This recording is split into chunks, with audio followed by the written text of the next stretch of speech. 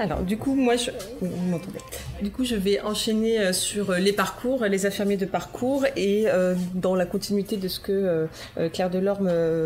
vous a présenté, c'est vraiment montrer que le fait de mettre en place des infirmiers de parcours va favoriser, c'est ce dont on espère, l'accès précoce aux soins de support, et du coup la détection, le repérage des effets secondaires et des propositions de soins ou d'ateliers pour les résoudre. Alors, pour juste situer les parcours de soins, parce que parfois on a du mal à situer où ça commence et où ça se termine. Et finalement, c'est pas si simple que ça. Les parcours de soins, donc quand on parle de rédiger des parcours de soins, finalement, on se situe dans une approche plutôt vraiment thérapeutique, du premier recours jusqu'aux HAD, voire SSR. Mais quand on travaille sur les parcours de soins, on a aussi la nécessité de travailler avec les parcours de santé, puisqu'on voit bien que c'est une affaire qui la santé des populations ne concerne pas que, bien sûr, l'hospitalier, le premier recours et les autres structures, mais c'est également le travail avec le médico-social et bien d'autres acteurs qui, pour nous, établissements de santé, est assez nouveau, puisque nous avons une certaine méconnaissance, finalement, de ce qui se passe sur le territoire, et ça demande et ça demandera beaucoup d'efforts aussi de notre part pour mieux connaître les organisations de territoire et pouvoir parfaitement rédiger nos parcours, bien sûr, avec tous les acteurs. C'est un changement en fait qui est engagé. Les parcours de soins, c'est pas quelque chose de très ancien. Ça paraît forcément comme ça peut-être une évidence. On se dit bah oui, on commence, on va voir notre médecin et puis un parcours va se dessiner en fonction de ce qui sera découvert. Mais la rédaction, travailler ensemble, savoir qui fait quoi, à quel moment, finalement c'est assez récent et c'est tout à fait décrit dans aujourd'hui des textes de loi dont j'évoquerai rapidement après, mais c'est aussi une des conséquences de la loi sur les droits des patients qui donc a commencé dès 2002-2004 avec vraiment un changement de concept sur la vision du patient. Le patient qui devient aujourd'hui un patient acteur partenaire, ce qui est quand même assez récent, encore nouveau, et dont on verra tout à l'heure, et je pense que Madame Feder pourra en témoigner, pas encore tout à fait gagné, mais c'est quand même une transition qui est engagée par les établissements, et l'approche et rédaction des parcours, c'est aussi en intégrant les patients et en étant au plus proche de leurs besoins. Le cadre réglementaire, en fait, c'est tout à fait précisé à partir de 2016, surtout avec vraiment des textes qui précisent que la médecine doit être organisée en parcours, l'objectif étant de décloisonner et puis surtout de maintenir les patients au plus près de leur territoire de vie plutôt que de les centrer sur l'hospitalier par exemple, mais aussi les expertises ou les établissements experts où il a recours. Donc c'est faire au plus près de chez lui pour être le moins déstructurant dans sa vie personnelle. C'est une déclinaison qui s'est vue ensuite, il y a les textes de loi, mais c'est aussi la stratégie nationale de santé qui le rédige, qui l'a bien précisé, c'est les plans cancer et en particulier le plan cancer 3, la HAS parle de parcours, enfin voilà, c'est les régions jusqu'aux établissements, les projets médicaux scientifiques intègrent aujourd'hui la rédaction des parcours, enfin voilà, on est fortement incités tous à travailler ensemble. Donc, comme je vous disais tout à l'heure, c'est une évidence, mais qui est d'une grande complexité, parce que c'est aussi réunir des acteurs qui n'avaient pas forcément l'habitude de travailler ensemble, et c'est bien de définir quel est le bon soin par le bon professionnel au bon moment, au bon endroit, etc. Donc c'est pas évident puisque comme vous l'avez vu sur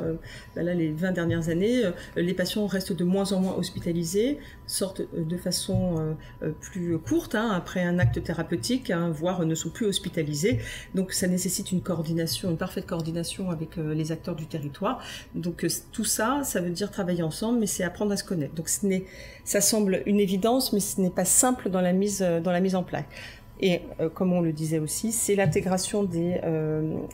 patients, bien sûr, dans cette réflexion-là, parce qu'on ne peut plus faire sans eux, bien évidemment, et ce n'est pas que par le prisme des soignants que nous devons rédiger les parcours. C'est bien sûr des professionnels, c'est bien en intégrant les patients et leurs besoins. On avait, quand on a commencé à travailler sur la rédaction des parcours, en fait, on a fait un état des lieux. Alors,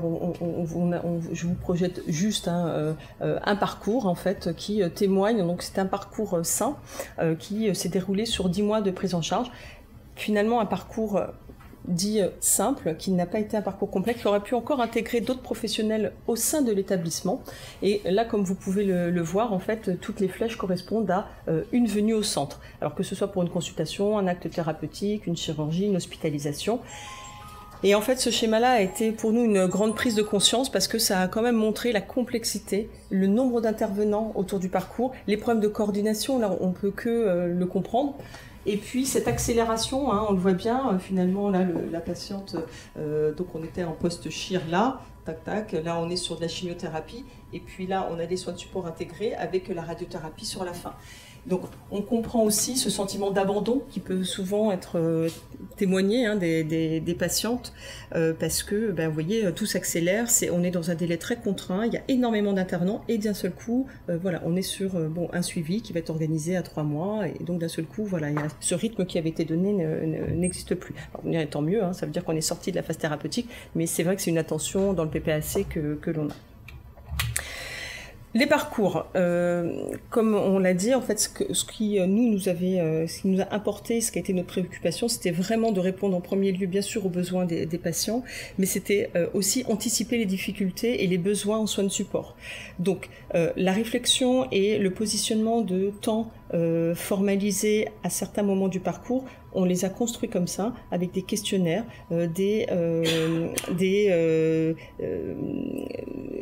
repérages, des questionnements qui sont posés pour absolument à chaque fois s'adapter au patient, à son parcours et bien identifier quels seront ou quels sont ses besoins et puis orienter vers les soins de support. Donc ça a été un travail de longue haleine, ça a été un travail qui a été préparé. Le parcours 5, comme on l'a dit, a été notre premier parcours expérimenté. Notre complexité était surtout le nombre de patientes à intégrer dans une file active et un suivi. Bon, c'est un défi qui a été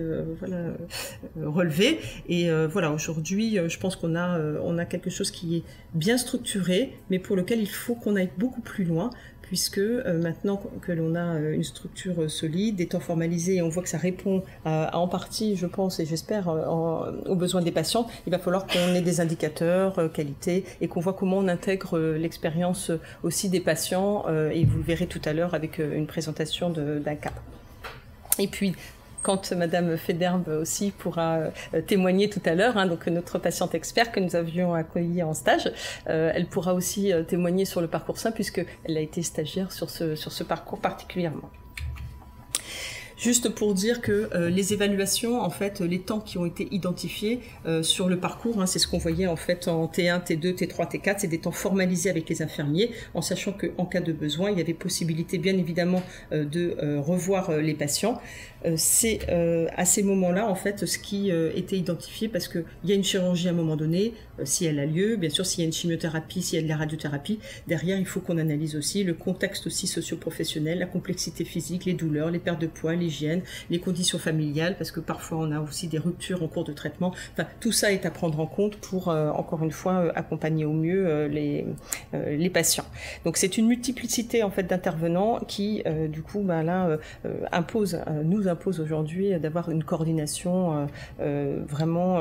importante et surtout une coordination, là comme on a vu, c'était la complexité en interne avec le parcours qu'on vous a montré, mais il y a plein d'intervenants externes qu'on n'a pas intégrés, donc autant vous dire que ça fait beaucoup de monde.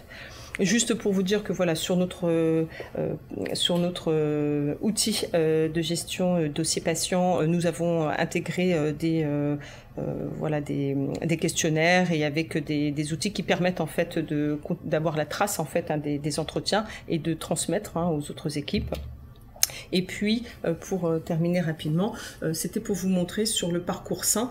on a du coup inclus en 2019, donc c'était notre première année pleine, 864 patientes dans cette file active, et puis ce qui a correspondu à 70% de temps entretien qui sont découpés, comme je vous l'ai fait voir tout à l'heure, avec des temps qui se sont faits avant la chirurgie, d'autres avant la chimiothérapie. Il y a eu des rendez-vous qui se sont organisés entre, bien sûr, les temps qui étaient formalisés formalisé, hein, c'était à la demande. Et puis le PPAC, donc c'est l'après-cancer.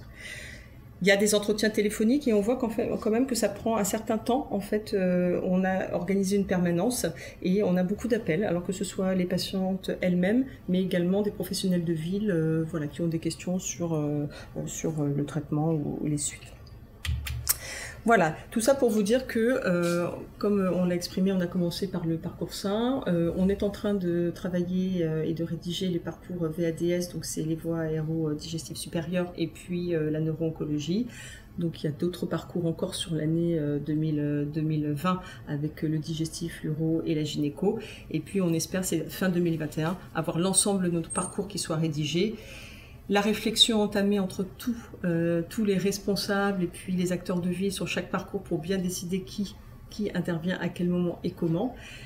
Le fait de travailler sur les indicateurs qualité sur le parcours sain, on espère qu'on va pouvoir aussi déployer ce type de dispositif plus rapidement sur les autres parcours. Enfin, voilà, pour dans les 3 à 4 années à venir, avoir des parcours qui soient les plus adaptés possibles aux besoins des patients.